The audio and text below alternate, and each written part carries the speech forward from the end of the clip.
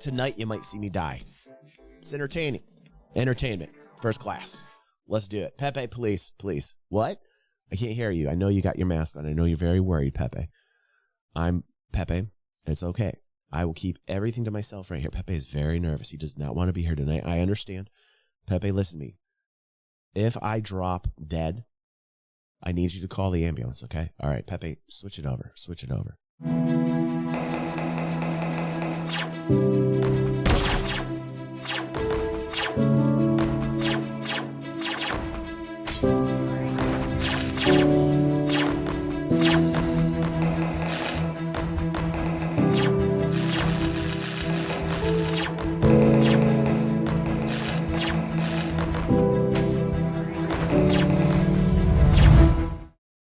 Hello, and welcome to the Inside Star Citizen Review. Yes, you're gonna eat me.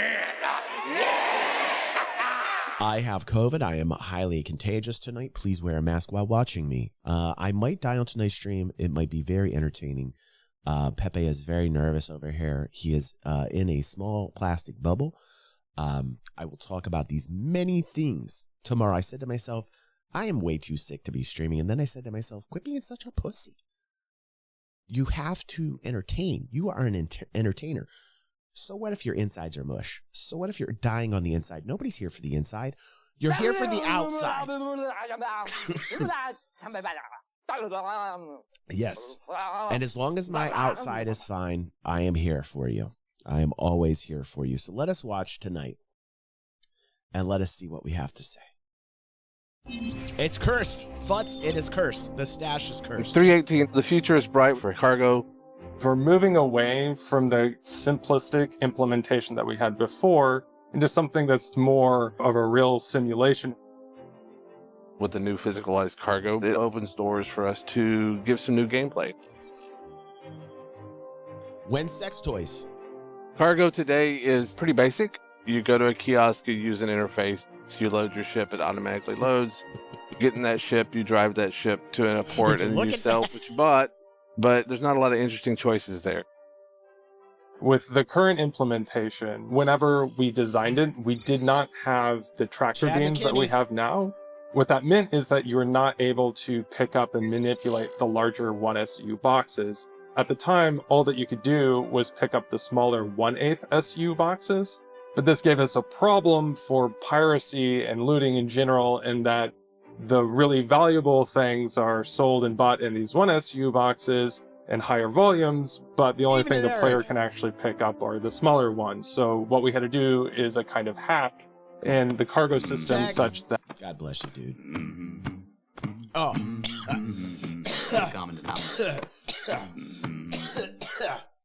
I should be careful when I pound on my chest. Thank you, Tech. Thank you. When a vehicle explodes, instead of generating the larger 1SU boxes on destruction, it actually generates the smaller ones in this kind of gamey, magical way, so that the player can actually go pick up some of the boxes from the destruction. Good. All right, let me give you an example. The C2 has 696 SCU, which equates to 5,568 1/8 SCU boxes that you have to loot. But the ship exploding should damage some of those boxes, and we want to have about 40 to 50% survive that explosion, so that's still about 2,000 1/8 SCU boxes. But then there's server performance issues to consider, so what we've actually been doing... Yes, and I really love this, because we've been talking about this for ages. Physicalized cargo lasting in derelicts that you shoot down. How long is the question? The question is, how long will they last for? That is a big, big question. I hope they answer that tonight, or I'll be very upset. Doing is capping that at 10% boxes being generated. However, on top of that, it's an incredibly tedious experience, because now that's, if you were to do the math, about 400 boxes that you have to go pick. That's beautiful. That is, hold on one second. Yes, you're gonna eat me. Yes. This is the kind of tedium that I love. I love this tedium. This tedium is by far the best tedium. And collecting all of those by hand without a tractor beam. With the new system, we've gotten rid of the 1/8 SCU cargo containers. Everything is 1 SCU cargo containers. So in the case of the C2 with the 696 SCU, that would be 696 1 SCU boxes rather than 5,000. Hold on, I'm doing math right now. Hold on.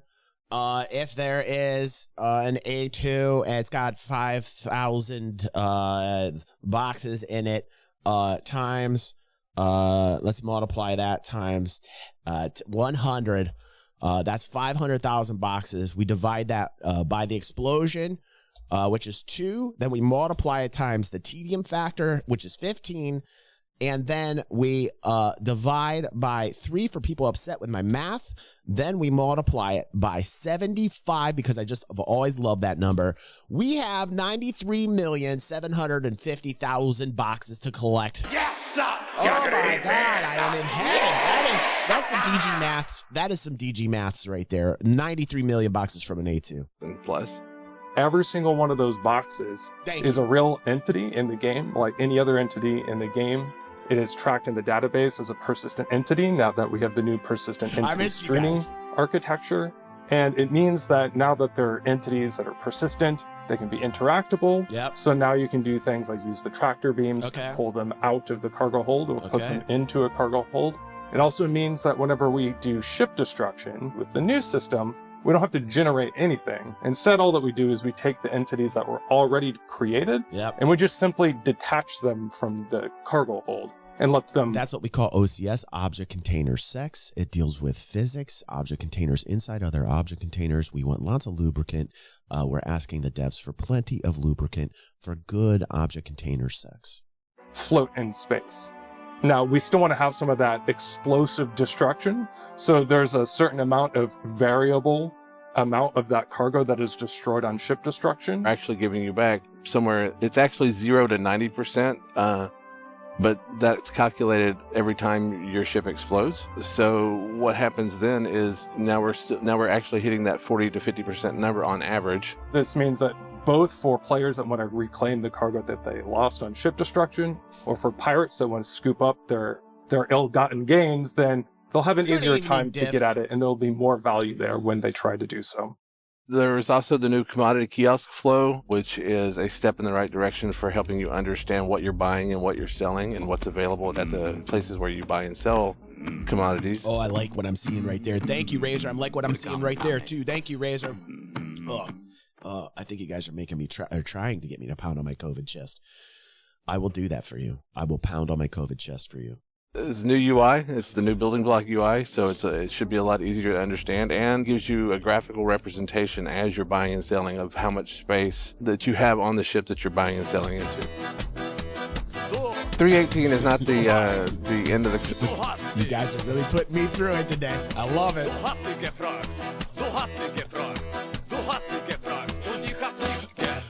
I know you guys are trying to make me pass out and die. Thank you, because that's truly world-class entertainment.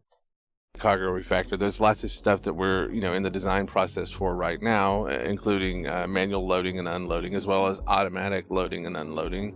We're also looking at some big box cargo missions that separate the cargo from the hauling professions. So that's something to look forward to.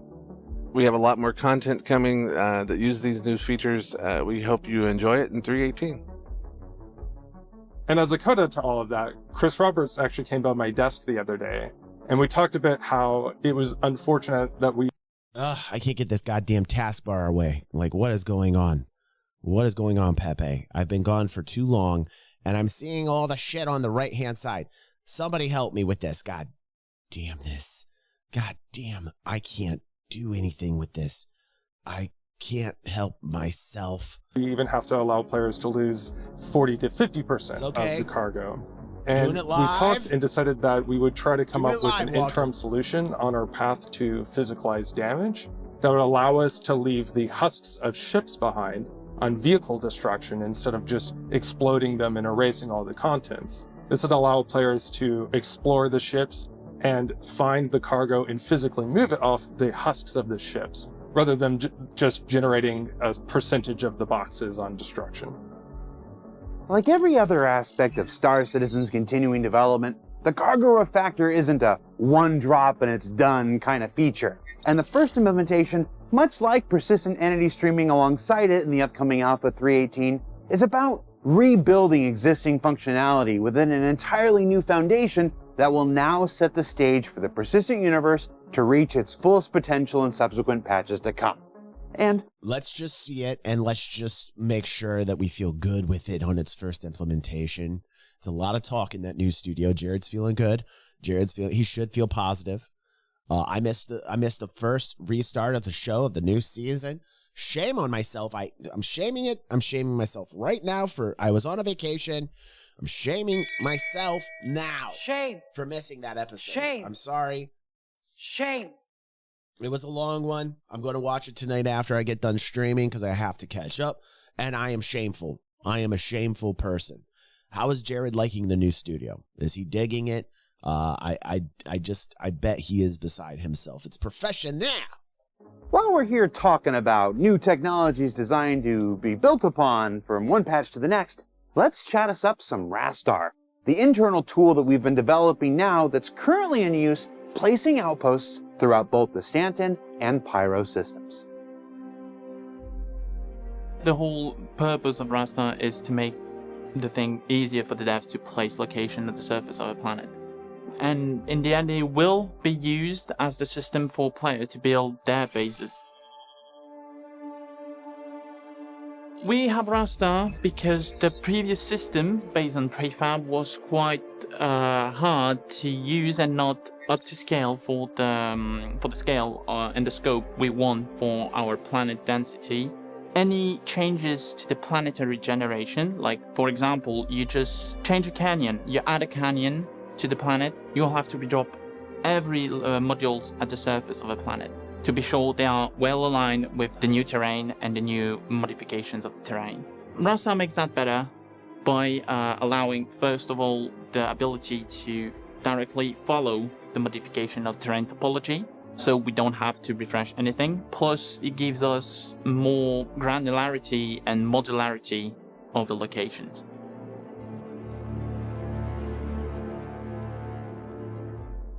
Backers should be caring about Rastar and all these improvements, because that's the way we will be able to give you, the players, the most dense area we can imagine to keep in line and have all the planets, all the moons filled with POI and things to do on the surface, and maybe later in orbit of these planets and moons. All right, let's just push it down. Let's just push it down a notch because I'm so excited. You know they won't give this to the player base. I'm saying it right now. This is going to be like I feel like a 90% no to the player base. You know what I'm saying? CitizenCon 2951. It changed not much in terms of... I have to go back and listen to that because here, hold on one second. I think he said later on, we got to understand the context. Hold on one second. Imagine to keep in line and have all the planets, all the moons filled with POI and things to do on the surface. Give me the time. And maybe later in orbit of I this have planet COVID, and moons. Melchior. I'm a little out of it. CitizenCon 2951. It changed not much. He just said it right there. Something about filled with POI and things to do on the surface. And maybe later in orbit of this planet and moons. CitizenCon 2951. It changed not If you much see in it, put terms the of timestamp visual, down there, Milk, so I mostly can see it. UI rework, If it's for but the player base, features wow. are all there. Just a lot of internal work to allow the new build location to fit more and be more productive.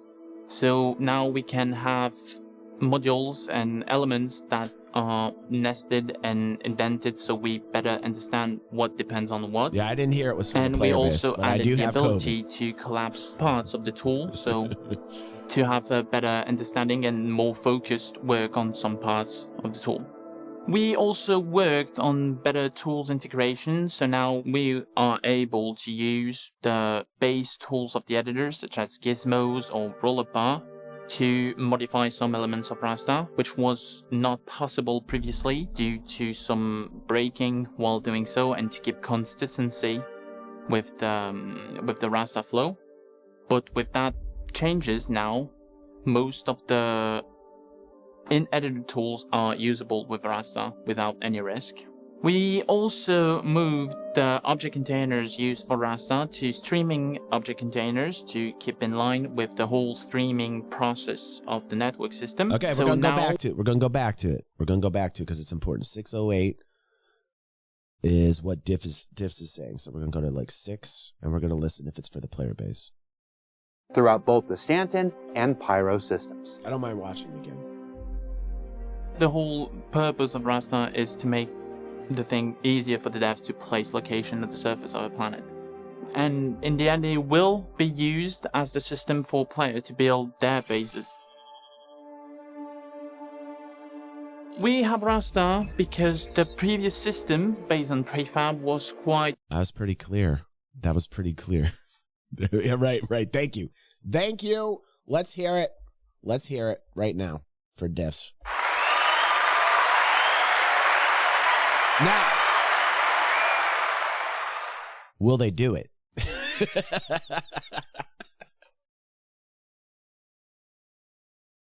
Elements such as the resource network that will later be available on the locations. I'm quite happy with the result of Rasta. There is quite some work to do on it, but the result is promising, and I'm pretty sure you're gonna love the location we will roll out with Rasta. Looking nice. What did we learn this week?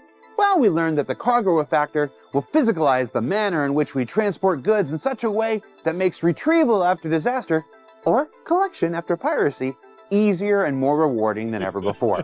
That it's the new foundation for an entirely new trade experience that will continue to develop over subsequent patches. Excuse me, God. That it may yet have some Pepe, I need fortunate another water, side effects Pepe. on vehicle destruction, Throw it ship over husks, here. and salvage in the not-too-distant future. All right, thank you. And that the Rastar tool, Dying. first introduced at last year's Dying, CitizenCon, Pepe. is already being used to populate the planets of Pyro in next year's 4.0, and Stanton in this December's upcoming Alpha 318. All right. Now don't forget that this year's Intergalactic Aerospace Expo is right around the corner. You can go to the robertspaceindustrials.com website to find out all the details. For Inside Star Citizen, I'm Jared Huckabee. We'll see you all here next week. Very cool, man. I like the new vibe. Very professional. I have enough energy left. I literally have enough energy left for an after party. What do you think of that? That is the type of professional that you're dealing with here. Are we ready for the after party, everybody? Let's do this now. Before I die, I'm dying very soon.